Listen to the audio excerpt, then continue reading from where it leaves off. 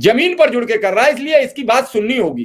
तो जमीन पर जुड़ के जब आदमी काम करता है तो उसे उसके पास डाटा होता है। अब आप लोग कुछ नहीं करना चाहते तो मेरे पास कोई जादू की छड़ी नहीं है, मेरे पास कोई काली नहीं है, मैं काला जादू नहीं करता हूं कि मैं यहां से छड़ी घुमाऊंगा, मुख्यमंत्री का दिमाग पलट दूंगा, प्रमुख सचिव अपर शिक्षा सचिव का बदल दूंगा और वो आपके लिए काम करना शुरू कर देंगे। आपकी समस्या होगी, उस समस्या को सरकार तक पहुंचाने के लिए मेरे पास डाटा चाहिए। मैं हवा में नहीं बात कर सकता। 5 महिलाओं की समस्या हो, चलो 5 की मैं पर्सनल करा सकता हूं कि अंतर जनपदीय ट्रांसफर, मुझे तो ऐसा ही लगता है। जब अब तक 100 लोगों के ट्रांसफर पोस्टिंग 50 लोगों की रिपोर्ट नहीं आई है तो मैं क्या मानूंगा उसे।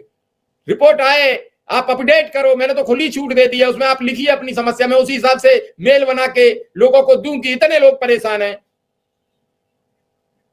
32,022 भर्ती वाले भी करें उसमें, फिर उसके बाद एक रिट तैयार कराते हैं उनकी, अगर समस्या है तो उसमें बाकायदा करें। जहां अन्य का ऑप्शन है वहां 32,022 कर दें। शिक्षा प्रहरी, ग्राम प्रहरी, शिक्षा मित्र, मैंने सबके लिए डाल रखा है कि आप अपना समस्या लिख के मुझे बताइए। महेंद्र यादव जी, एक भी मुद्दा नहीं भूला हूं, सब मुद्दे याद है, लोग भूल गए हैं। लोग याद रखे तो हम तो और मुद्दे याद रख लेंगे। उदय सिंह, आज 100 दिन हो गए सरकार के, क्या हालचाल है ग्रामीण स्तर पर, क्या शिक्षा मित्र सोच रहा है सरकार के बारे में? नमस्कार सर जी, ये जो 100 दिन गए हैं, इसमें हमें तो नहीं लगता कि किसी भी तरह का कोई भी परिवर्तन हुआ हो, चाहे ग्रामीण स्तर पर हो, जन सेवा के स्तर पर हो, विधायकों के स्तर पर हो, किसी भी स्तर पर किसी भी समस्या का कोई समाधान नहीं हुआ।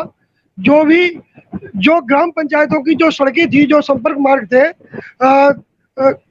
मार्ग थे जो जिला से या विकास खंड से या तहसील से जोड़ते थे, उनमें से अब बरसात का मौसम आ चुका है, किसी भी सड़क का कोई भी डामरीकरण या उसका जो गड्ढे भरे जाते हैं उसमें कुछ भी नहीं हुआ।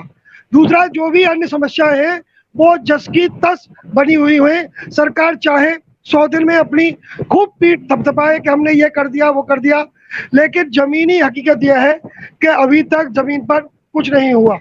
दूसरा सर, शिक्षा मित्रों के बारे में मैं कहना चाहूंगा कि जब बीजेपी पार्टी जब विपक्ष में होती है, वो चाहे किसी भी राज्य में हो, वहाँ शिक्षा मित्रों या जो भी संविदा कर्मी हैं उन सबका मसला जोर जोर से उठाती है।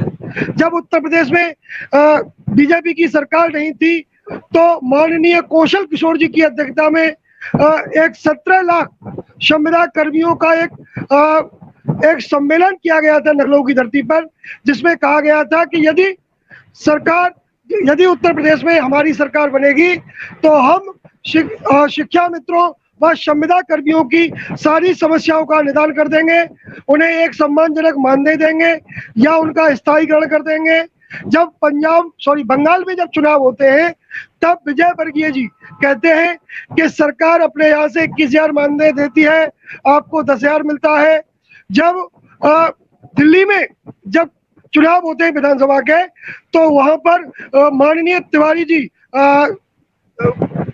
जो दिल्ली के प्रदेश अध्यक्ष थे मनोज तिवारी जी, कहते हैं कि हम कर दिया है, वो लिंक पिन टॉप कर दिया है, उसे आप देख लीजिए और उस पर बाकायदा आप अपना विक्रम सिंह से पूछ सकते हैं, फोन करके ले सकते हैं। वेबसाइट पे जाके आप अगर वहां जाएंगे तो एक कॉलम है लेट अस हेल्प यू, हमारी वेबसाइट है स्पेशल कवरेज न्यूज.in, उस पर आप लिखेंगे लेट अस हेल्प यू तो मिल जाएगा।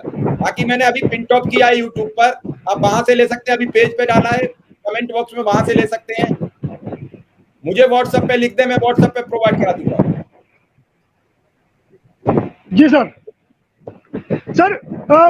मैं ये कहना चाहता हूँ कि दिल्ली में मनोज तिवारी जी ने स्वयं ये कहा था कि हम जो शिक्षक है वहाँ के संविदा शिक्षक, उनका स्थायीकरण करेंगे और तो और बिहार और झारखंड जैसे राज्यों में जो गरीब राज्य हैं जिनके लिए भारत सरकार अतिरिक्त पैकेज देती है, उन राज्यों में भी शिक्षा मित्रों की स्थिति उत्तर प्रदेश से बहुत अच्छी है। वहाँ शायद 15,000 रुपए बिहार में मिलता है और झारखंड में और छत्तीसगढ़ में शायद समायोजन के लिए सरकार ने अपना प्रपोजल तैयार कर लिया है।